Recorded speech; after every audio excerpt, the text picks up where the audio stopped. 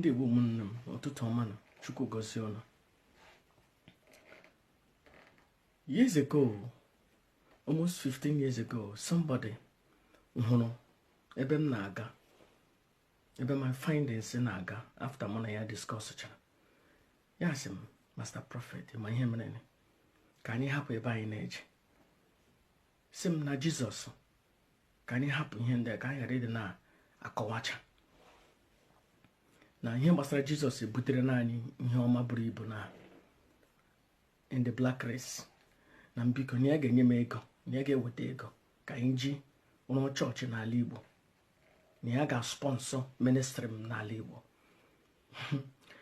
Ma egerecha ihe ahụ feke n'iche si ya na aga m akwụsị my research, na o nwere ebe research m bụ m eje, and na aga m anọ daga m ahụ isi ya.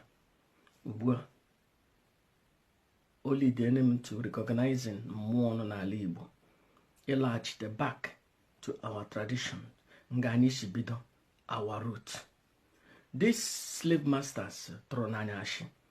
King James kwuru finally na Jesus onye ọcha, the character, the person that doesn't exist, he ji create this bullshit na ọ na-akpọ ntune ala Igbo na-agba aghara aghara.